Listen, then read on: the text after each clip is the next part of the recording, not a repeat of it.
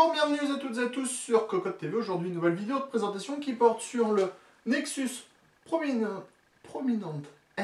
Un boîtier, vous allez le voir, qui est plutôt assez gros, assez logeable et plutôt accessible car proposé sous la barre des 90 €. Tout de suite, on découvre le boîtier dans son intégralité. Avec ce boîtier, vous allez le voir, on est plutôt en terrain connu puisqu'on connaît déjà le châssis, on l'a déjà vu par exemple chez Lepa, et vous allez le voir, c'est un produit plutôt classique qui sera proposé à un tarif plutôt intéressant. Nous l'avons déjà dit il y a à peine 30 secondes, 90 € environ. On trouve à l'avant une conception façade entièrement en mèche qui est fermée à certains endroits et ouverte à d'autres pour laisser le ventilateur de 120 mm qu'on trouve derrière respirer normalement. Au niveau des baies, on trouve 4 baies 5,25 pouces, dont une est compatible 3,5 pouces. Sur le dessus, on trouve toujours une conception mèche, plus prise additionnelle, plus dock, ça c'est plutôt pas mal. Au niveau du dock, on voit qu'il est compatible 2,5 pouces et 3,25 pouces, avec un petit cache. On enfile tout simplement le disque dur et on a accès à ce dernier, le tout est compatible SATA forcément. À l'avant, au niveau des prises additionnelles, on voit que c'est plutôt complet avec une prise eSATA, une prise USB 3.0, deux prises audio, deux prises USB 2.0, un reset, un power et bien sûr les petites diodes d'activité. Sur les côtés, pas grand chose à voir, mis à part le logo Nexus à gauche, comme à droite d'ailleurs, ce qui est plutôt pas mal au niveau de la finition. À l'arrière, on reste sur un châssis avec des bases classiques, mais des bases qu'on attend, c'est les bases minimum qu'on attend aujourd'hui d'un boîtier, avec 3 passes cloison, l'emplacement de la plaque qui est au shield, un ventilateur de 120 mm avec grille au design alvéolé, 8 slots d'extension avec des caches ajourées, une petite grille d'aération, de nouveau 2 passes cloison et enfin un emplacement d'alimentation dans le bas, emplacement qui se veut en plus moussé. On termine sous le boîtier afin d'y découvrir des parties entièrement filtrées, filtres qui sont faits en mèche, donc ce ne sont pas les plus efficaces mais au moins ils existent.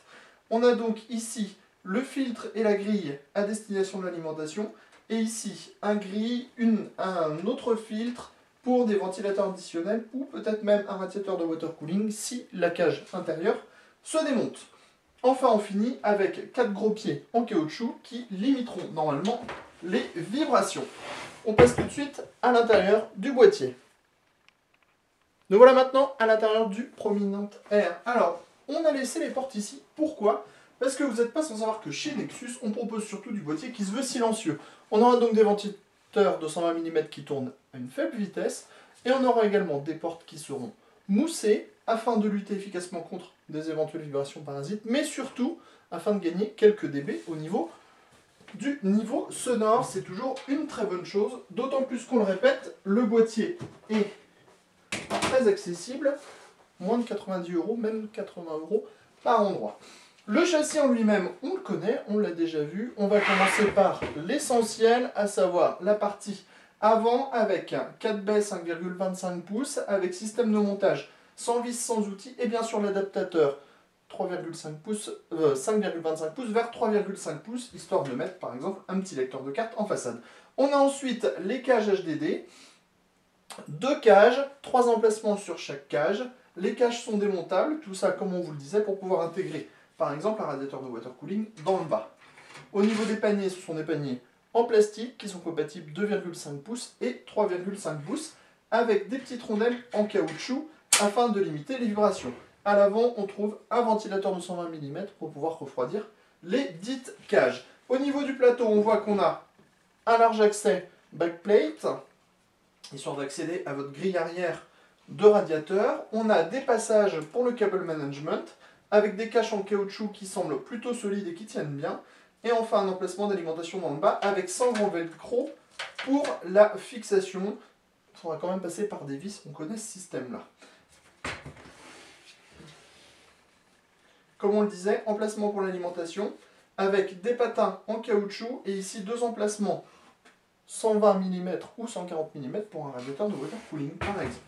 À l'arrière, on retrouve un ventilateur de 120 mm, les passes cloison, les 8 slots d'extension avec montage, système de montage sans vis et sans outils, Et enfin, l'emplacement de l'alimentation avec sa petite mousse au bord. Enfin, on termine avec le haut et la possibilité de mettre deux ventilateurs de 120 mm, 140 mm ou un radiateur de water cooling. On le voit dans les faits, ça ressemble à un 692 de Cooler Master.